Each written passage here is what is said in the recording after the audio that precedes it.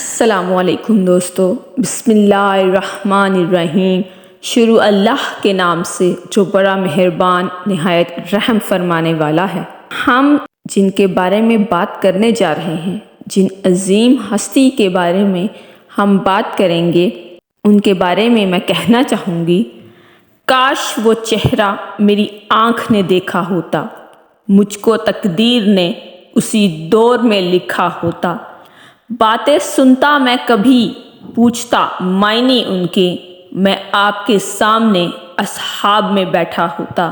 ہر سیاہ رات میں روشن ہیں حدیثیں ان کی، آپ نہ آتے تو زمانے میں اندھیرا ہوتا۔ جی ہاں، ہم بات کریں گے حضرت امام الانبیاء سید سرکار دو جہان فخر دو عالم خاتم نبیین حضرت محمد مصطفیٰ صلی اللہ علیہ وآلہ وسلم کا۔ ہم دیکھیں گے آپ کا خوبصورت شجرہ نسب، آپ کی عظمت و شان، آپ کے حسن و جمال اور آپ کے اوصاف میں ایسی باتیں جو ہمیں نہیں معلوم۔ آپ سے گزارش ہے ویڈیو کو آخر تک دیکھیے گا۔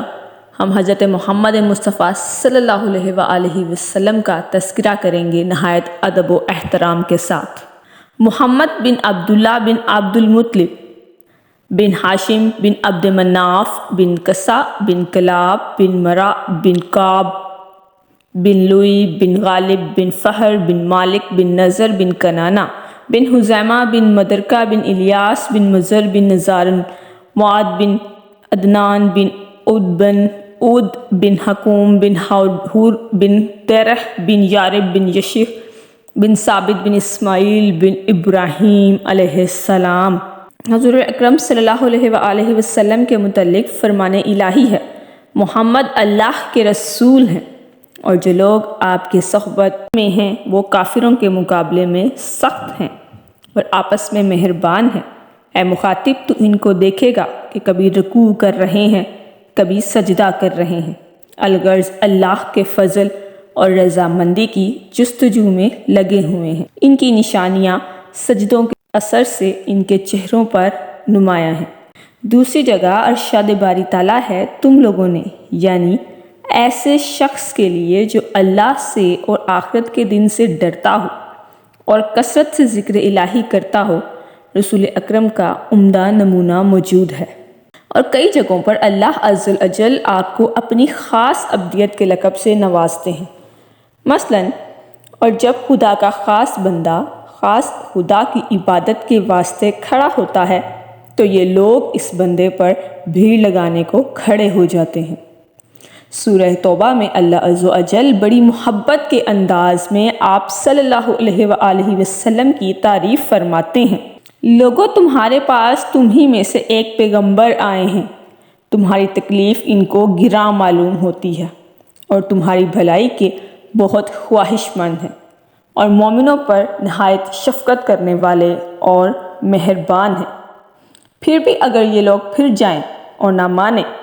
تو اے پیغمبر کہہ دے کہ خدا مجھے کافی ہے، اس کے سوا کوئی معبود نہیں، اسی پر میرا بھروسہ ہے اور وہی عرش عظیم کا مالک ہے۔ اللہ پاک سورہ قلم میں آپ کی بلند پایہ صفات پر قسم اٹھاتے ہیں، فرمان ربانی ہے، قسم ہے قلم کی اور اس کی جو لکھتے ہیں،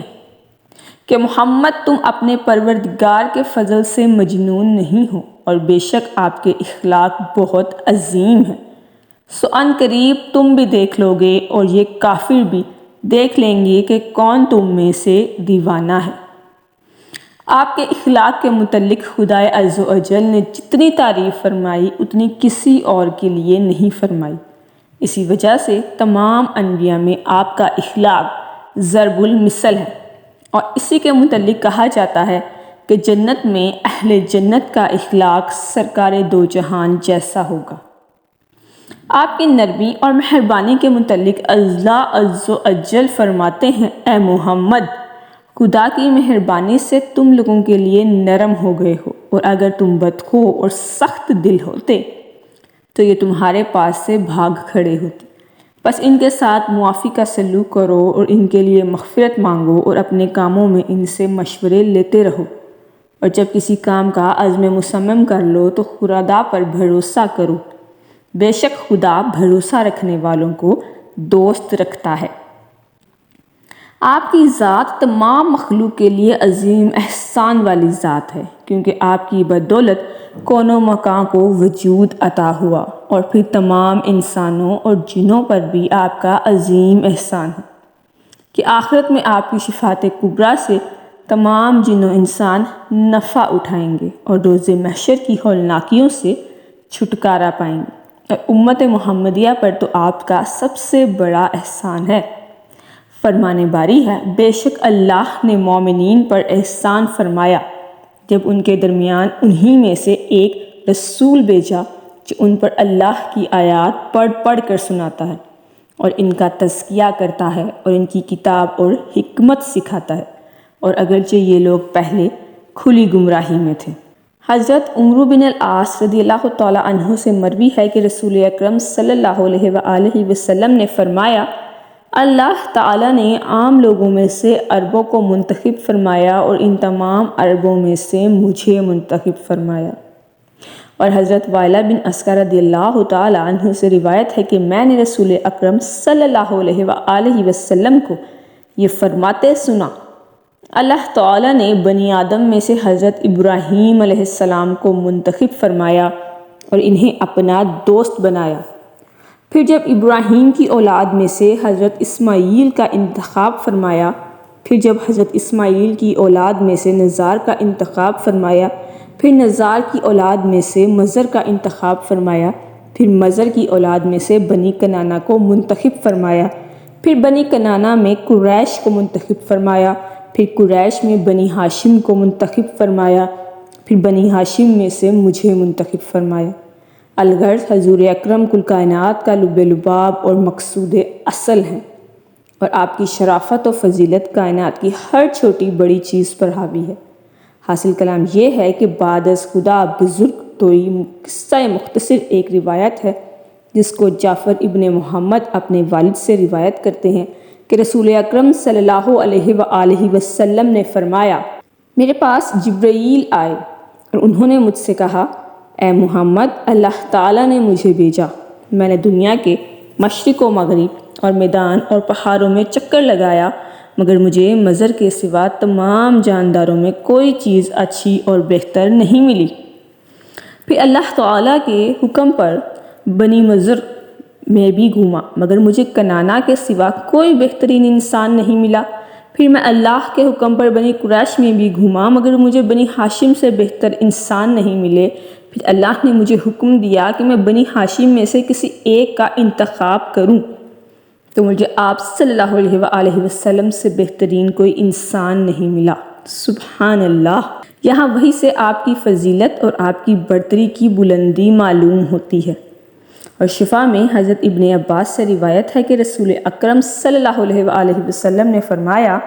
اللہ تعالیٰ نے مخلوق کو 2 حصوں میں تقسیم فرمایا ہے اور مجھے ان میں سے بنایا ہے جو اپنی قسم کے اعتبار سے بہترین ہے، اور وہ اللہ کا یہ قول ہے، دائیں طرف والے اور بائیں طرف والے، اور میں اصحاب یمن میں سے ہوں اور پھر اصحاب یمن میں سے بھی بہتر ہوں۔ پھر اللہ تعالیٰ نے ان 2 قسموں کی 3 قسمیں بنائیں اور میں ان 3 قسموں میں سے بھی بہتر ہوں، اور یہ 3 قسمیں اللہ کے اس فرمان میں ہیں، اصحاب المیمنات و اصحاب المشأمات والسابقون السابقین۔ دائیں طرف والے اور بائیں طرف والے اور جو پہل کرنے والے ہیں ان کا کیا کہنا، وہ تو آگے بڑھنے والے ہی ہیں، بس میں سبقت کرنے والوں میں بھی بہترین ہوں۔ پھر اللہ نے ان تینوں قسموں کو قبائل میں تقسیم کیا اور مجھے ان میں سے بہترین قبیلے میں سے بنایا، اور اللہ تعالیٰ کا یہ قول ہے، اور تمہیں ذاتوں اور قبیلوں میں بانٹ دیا تاکہ تم کو آدمی کی پہچان ہو، پس میں اولاد آدم میں سے سب سے بہترین اور اللہ عز و جل کے نزدیک سب سے زیادہ شریف و کریم ہوں، اور مجھے اس پر غرور نہیں۔ پھر اللہ تعالیٰ نے قبیلوں کو گھرانوں میں تقسیم کیا اور مجھے ان میں سے بنایا جو گھرانوں کے اعتبار سے سب سے بہترین ہیں، اور مجھے اس پر غرور نہیں، اور وہ اللہ کا یہ فرمان ہے، اے نبی کے گھر والو، اللہ تو یہی چاہتا ہے کہ تم سے گندگی کو دور کر دے۔ حضور اکرم صلی اللہ علیہ وآلہ وسلم کے جمال جہاں آرا کو کما حقیقت تعبیر کر دینا اور نور مجسم کی تصویر کشی کرنا طاقت سے باہر ہے، لیکن پھر بھی حضرات صحابہ کرام رضوان اللہ علیہم اجمعین نے اپنی اپنی ہمت اور وسعت کے بقدر اس کو بیان فرمایا۔ لہٰذا اس میں سے کچھ پیش نظر یہ ہیں۔ ترمذی میں ہیں، حضرت انس رضی اللہ تعالیٰ عنہ سے مروی ہے کہ حضور اقدس نہ زیادہ دراز قد تھے نہ پستہ قد تھے، بلکہ میانہ قد تھے، اور رنگ میں بہت ہی زیادہ سفید نہ تھے جو عیب لگتا ہے، نہ ہی بالکل سانولی رنگت کے تھے، بلکہ 14ویں رات کے چاند سے زیادہ روشن نور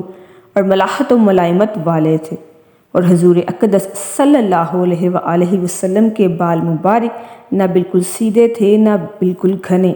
بیچ دار، بلکہ ہلکے سے گھنگریالے تھے۔ 40 سال عمر ہو جانے پر اللہ تعالیٰ نے آپ کو اپنا نبی بنایا اور 10 سال مکہ میں رہے یا کچھ کم و بیش، اور 10 سال مدینہ میں رہے، پھر 60 سال کی عمر میں آپ کو وفات دی گئی۔ اس مدت میں کچھ نظر ہے،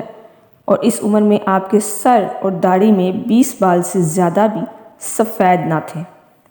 اس حدیث میں نبوت ملنے کے بعد 10 سال مکہ میں اقامت گزاری مذکور ہے، جبکہ یہ مدت تمام روایتوں کے خلاف۔ اسی طرح کل عمر مبارک بھی 63 سال تھی، نہ کہ 60 سال۔ پھر حدیث مبارک کی توجہ یہ ہے کہ یہاں دہائی کے بیان کو مقصود نظر رکھا گیا ہے اور قصر کو چھوڑا گیا ہے۔ ترمذی میں ہے کہ ابراہیم بن محمد جو حضرت علی کی اولاد میں سے تھے، وہ کہتے ہیں کہ جب حضرت علی حضور اکرم کا حلیہ بیان فرماتے تو یوں فرماتے: حضور اکرم نہ زیادہ طویل القامت تھے نہ کوتاہ قامت تھے، بلکہ میانہ قامت تھے، اور حضور کے بال نہ بالکل پیچدار تھے نہ بالکل سیدھے، بلکہ کچھ گھنگریالے تھے، اور آپ فربا جسم نہ تھے، نہ ہی آپ کا چہرہ بالکل گول تھا، بلکہ کچھ گول تھا جس کو کتابی چہرہ کہتے ہیں، اور آپ کا رنگ سفید سرخی مائل تھا، اور آپ کی آنکھوں کی سیاہی نہایت سیاہ اور سفیدی نہایت سفید تھی، اور پلکیں دراز تھیں۔ بدن کے جوڑوں کی جگہ یعنی پٹھے پر گوشت تھا، اور دونوں شانوں درمیانی جگہ بھی پرگوشت تھی، اور آپ کے بدن مبارک پر زائد بال بالکل نہ تھے، بلکہ سینے پر بھی اوپر سے ناف تک صرف بالوں کی ایک باریک سی لکیر تھی، اور پکے دست و پا پر گوشت تھے۔ جب آپ چلتے تو قدموں کو قوت سے اٹھاتے اور ایسا لگتا گویا نشیب میں اتر رہے ہیں۔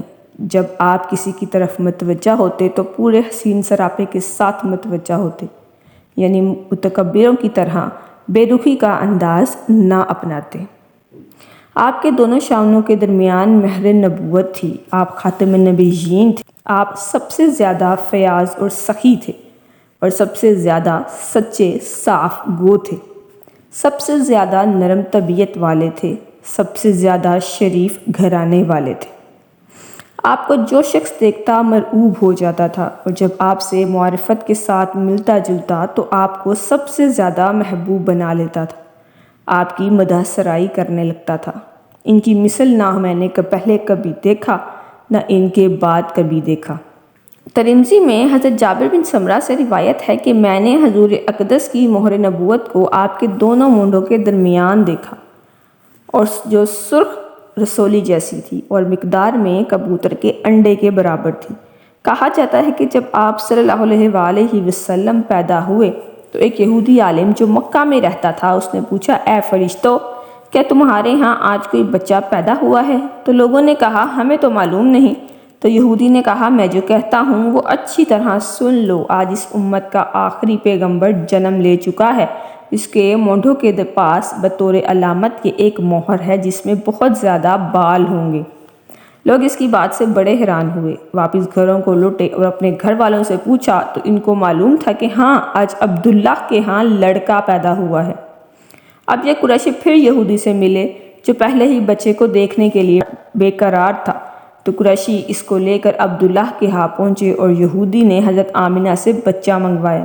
حضرت آمنہ نے بچے کو کپڑے سے باہر نکالا، ان لوگوں نے آپ کی کمر دیکھ لی اور یہودیوں کو جیسے ہی کمر پر مہر نبوت نظر آئی، وہ فوراً غم و حبت کی وجہ سے بے ہوش ہو کر گر پڑا۔ جب کچھ ہوش آیا تو لوگوں نے اس سے پوچھا کہ تجھے کیا ہوا ہے؟ کیا آج ہم بنی اسرائیل سے نبوت کا ہمیشہ ہمیشہ کے لیے خاتمہ ہو گیا۔ حضرت ابن عباس سے روایت ہے کہ جب آپ صلی اللہ علیہ وسلم پیدا ہوئے تو آپ کی ناف کٹی ہوئی تھی، اور ایک روایت میں ہے کہ جب حضرت ابراہیم پیدا ہوئے تو حضرت جبرائیل نے آ کر ان کی ناف کاٹی، پھر ان کے کان میں اذان کہی، پھر ان کو ایک سفید کپڑا پہنایا، اور جب فخر دو عالم آپ صلی اللہ علیہ وآلہ وسلم پیدا ہوئے تو آپ ختنہ شدہ پیدا ہوئے، اور آپ کی آنکھوں میں سرما لگا ہوا تھا اور بدن اطہر تمام علائشوں سے پاکیزہ تھا۔ آپ صلی اللہ علیہ وآلہ وسلم کے حمل پر جانے سے پہلے سال میں قحط سالی اور فقر و افلاس عرب میں عام تھا، مگر جب یہ سنہرا سال آیا تو تمام مصیبتیں عرب سے چھٹ گئیں اور ہر طرف سرسبز و شادابی نمایاں ہو گئی اور دنیا کی کایا پلٹ گئی۔ درخت ہرے بھرے ہو کر پھلوں کے بوجھ سے سر جھکا کر کھڑے ہو گئے، ہر طرف تجلی کی کرک آ کر خوشیوں کی گھنٹیاں بجائیں اور گھٹائیں چھا چھا کر آتیں اور پورے زور و شور سے برس کر جل تھل ہو جاتیں۔ البدایہ و النہایہ میں ہے کہ جب حضرت ابو طالب نے اپنا پوتا ختنہ شدہ اور ناف بریدہ پیدا پایا تو بہت خوش ہوئے اور فرمایا میرا یہ بیٹا نرالی اور بڑی شان والا ہوگا۔ اور جب آپ پیدا ہوئے تو آپ کی مٹھی بند تھی اور شہادت کی انگلی آسمان کی طرف اٹھی ہوئی تھی، گویا آپ اللہ کی وحدانیت کا اقرار کر رہے ہیں۔ علامہ شامی فرماتے ہیں کہ ابن سعد سے روایت ہے جب آپ صلی اللہ علیہ وآلہ وسلم پیدا ہوئے تو اپنے ہاتھوں پر جھکے ہوئے تھے اور سر آسمان کی جانب اٹھائے ہوئے تھے، گویا پیدا ہوتے ہی سجدہ ریز ہو گئے۔ حضرت محمد صلی اللہ علیہ وآلہ وسلم کی ولادت کے وقت میں بھی بہت اختلافات ہیں۔ اول تو اس میں اختلاف ہے کہ رات کے وقت پیدائش ہوئی یا روز روشن کو، اور پھر دن میں ہوئی تو دن کے کون سے وقت میں ہوئی۔ اسی طرح پیدائش کے دن اور مہینے اور سال میں بھی اختلاف ہے اور جائے پیدائش سے متعلق بھی اختلاف ہے۔ تو ایک روایت میں ہے کہ آپ صلی اللہ علیہ وآلہ وسلم پیر کے روز پیدا ہوئے، اور یہ قول اتنا موقت ہے کہ بعض محققین نے تو یہاں تک کہہ دیا کہ پیر کے متعلق کوئی اختلاف نہیں، بلکہ جو یہ کہتا ہے کہ آپ جمعے کے دن پیدا ہوئے تو خدا کی قسم وہ غلطی پر ہے۔ چنانچہ حضرت قتادہ سے مروی ہے کہ آپ صلی اللہ علیہ وسلم سے پیر کے دن سے متعلق استفسار کیا گیا تو آپ نے فرمایا وہ دن ہے جس میں میری پیدائش ہوئی۔ اور وقت ولادت کے متعلق زبیر بن بکار اور حافظ بن بکار اور حافظ بن عساکر رحمۃ اللہ علیہ نے فرمایا ہے کہ آپ کی پیدائش کا وقت صبح سویرے کا تھا، یعنی طلوع فجر کے وقت۔ اس پر حضرت عبد المطلب کا قول تاکید کرتا ہے کہ آپ نے فرمایا کہ میرے ہاں رات اور صبح کے ملنے کے وقت ایک لڑکا پیدا ہوا، جبکہ مشہور تابعی کبیر حضرت سعید ابن المسیب کا قول ہے کہ حضرت دن کے وسط یعنی دوپہر کے وقت پیدا ہوئے تھے، اور اب تک ربیع الاول کی 11 راتیں بیت چکی تھیں، یعنی 12ویں تاریخ تھی۔ وہب بن منبع کہتے ہیں کہ جب حضرت عیسیٰ پیدا ہوئے تو دنیا کے تمام بت منہ کے بل گر گئے، اور حضور جب اپنی والدہ کے شکم اطہر میں تھے تب بھی تمام بت گر پڑے، اور جب آپ نے جنم لیا تب بھی تمام بت گر گئے۔ حضرت عبد المطلب سے روایت ہے کہ میں کعبے میں تھا، اچانک میں نے دیکھا کہ کعبے کے بت اپنی جگہوں سے گرے اور سجدے کسی حالت میں زمین پر اوندھے ہو گئے۔ ساتھ ہی میں نے کعبے کی دیوار میں سے ایک آواز سنی کہ خدا کے وہ محبوب پیدا ہو گئے ہیں جن کے ہاتھوں غیر اللہ کے معبود ہلاک ہوں گے، اور وہ محبوب مکہ کو بتوں کی پرستش سے پاک کر دیں گے، اور وہ لوگوں کو ایک خدا کی عبادت کا حکم دیں گے جو سب کچھ جاننے والا ہے۔ اور جب آپ پیدا ہوئے تو اس رات کعبے میں زلزلہ آیا جو 3 دن 3 رات تک رہا اور لرزش میں رہا، جس کو قریش نے بھی دیکھا۔ یہ اس بات کی علامت تھی کہ اب خدا کا گھر خدا کے لیے خالی ہونے کا وقت آ گیا ہے اور ان سے پاک ہونے کا وقت آ گیا ہے۔ اسی طرح آپ کی مبارک پیدائش پر دنیا کی عظیم مملکت کے بادشاہ کے زبردست مضبوط محل کے اندر شگاف پڑ گئے اور وہ زلزلے کی زد میں آ گیا اور اس کو 14 ستون گر پڑے۔ اسی طرح اس کے ملک میں جو آگ کے الاؤ بطور معبود کے جلتے رہتے تھے وہ تمام یکلخت فوراً بجھ گئے۔ الغرض یہ دن تمام دنیا کے معبودان باطلہ کے لیے آخری چیلنج تھا، اور پھر خاص طور پر ایران میں زیادہ علامتیں ظہور پذیر ہوئیں، جیسے کہ گزری انہی میں سے ایک یہ بھی تھی کہ اس دن فارس کے چشموں کا پانی سوکھ گیا اور ایران فارس میں ان نشانیوں کی وجہ سے تھی کہ ان کو آنے والے عذاب سے ڈرایا گیا تھا، کیونکہ مستقبل میں ایران کے بادشاہ خسرو پرویز نے حضور کا خط مبارک پھاڑنا تھا اور اس کے بعد اس کی سلطنت کا پارا پارا ہو جانا تھا، جس کو تمام دنیا نے دیکھا اور اب سے ہی اس کی علامتیں ظاہر ہو رہی تھیں۔ تاہم ابھی جو بادشاہ تھا وہ نوشیروان تھا، اور اس کے بعد پرویز نے آپ کا عہد نبوت پایا اور نافرمانی کی وجہ سے تباہ و برباد ہو گیا۔ آپ کی پیدائش کے وقت ابلیس بڑے علم و غم کے ساتھ رویا دھاڑا، بس وہ تباہ و برباد ہو، اس کے چیخنے سے کیا فائدہ ہوگا۔ حضرت اکرمہ سے روایت ہے کہ جب آپ نے جنم لیا تو شیطان کے ستاروں کو گرتے دیکھا تو اس نے اپنے لشکر سے کہا، اس رات کوئی ایسا بچہ پیدا ہوا ہے جو ہماری محنتوں پر پانی پھیر دے گا۔ دوسری روایت میں ہے کہ جب شیطانوں کو آسمانوں کی پر جانے سے روکا گیا اور انہیں مار مار کر وہاں سے دفع کر دیا گیا تو شیطانوں نے آ کر ابلیس سے ماجرا ذکر کیا تو ابلیس نے کہا، معلوم ہوتا ہے آج دنیا میں کوئی خاص واقعہ پیش آیا ہے۔ پھر ابلیس نے شیطانوں کو حکم دیا کہ زمین کے تمام علاقوں سے تھوڑی تھوڑی مٹی اٹھا کر لاؤ۔ پھر ابلیس اس مٹی کو سونگھتا، حتیٰ کہ اس نے تہامہ یعنی مکہ سرزمین کی مٹی سونگھی تو فوراً پوچھا، یہ کہاں کی ہے؟ کہا گیا تہامہ کی، تو بولا یہاں کوئی نئی بات ہوئی ہے۔ پادریوں اور راہبوں کو بھی آپ کی ولادت کی خبر تھی، چنانچہ حضرت حسان ابن ثابت سے روایت ہے کہ میں حضرت کی ولادت کے وقت 7-8 سال کا لڑکا تھا اور ہوش و حواس سے تھا۔ میں نے اس زمانے میں یثرب میں ایک صبح کو کسی یہودی کو دیکھا، وہ اونچے ٹیلے پر چڑھ کر چیخ چیخ کر یہودیوں کو پکار رہا تھا،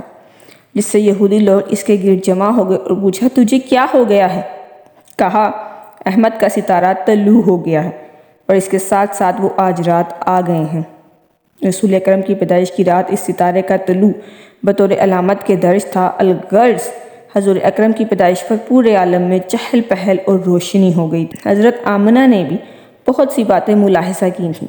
اور جب جناب عبد المطلب ان کے پاس آئے تو آمنہ نے ساری خبر ان کو دی، جن کو اختصار کے پیش نظر ترک کیا جاتا ہے۔ بہت عبد المطلب آپ کو گود میں لے کر کعبہ مقدس گئے اور اللہ سے دعا کی اور اس کا شکر بجا لایا اور واپس آ کر مقدس گود کے حوالے کر دیا۔ پھر حضرت آمنہ دودھ پلانے کی خدمت کے متعلق غور و فکر فرمانے لگی۔ باقی کا حصہ انشاءاللہ کل اسی وقت اپلوڈ کیا جائے گا۔ آپ سے گزارش ہے ویڈیو کو لائک، شیئر اور چینل کو سبسکرائب ضرور کیجیے گا، and also press the bell button. Thank you.